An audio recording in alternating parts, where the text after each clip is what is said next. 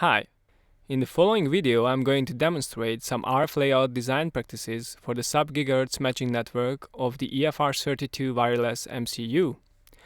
The general layout design practices as well as the 2.4 GHz specific part rules are detailed in the EFR32 layout design practices 2.4 GHz specific part video. Each layout design rule is going to be shown in the following format. On the left side of the screen, a wrong layout will be shown, while the correct layout will be provided on the right side. The layout consistency for the 4-layer dual-band EFR32 PCB is shown in the following figure. The individual layers will be marked with the currently presented colors during this video. Let's see the sub-GHz EFR32 layout design practices one by one. The first important rule is to use the shortest traces possible to connect the first RX matching network component with the RX input pins of the chip. The RX matching network is very sensitive to any extra parasitic inductance and parasitic capacitance. This is why it is important to minimize the detuning effects by using as short traces as possible.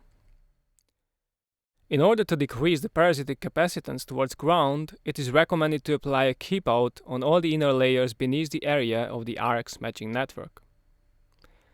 Due to the differential TX and RX pins of the sub-GHz EFR32, the traces that connect the first TX or RX components with the TX output or RX input of the chip must be routed on different layers. It is recommended to route the traces that connect the first TX matching network components with the TX pins of the EFR32 on the second inner layer to minimize their effect on the RX matching network.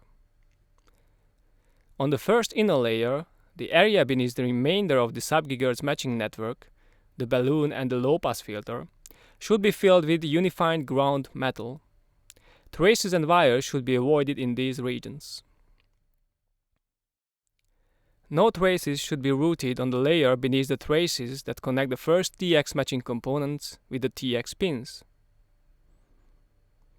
It is recommended to add an isolating ground metal with many wires between the 2.4 GHz and sub-GHz matching networks. Check the datasheet of the used part for design recommendations. Further details on proper RF layout design can be found in AN 928 EFR32 Layout Design Guide application note.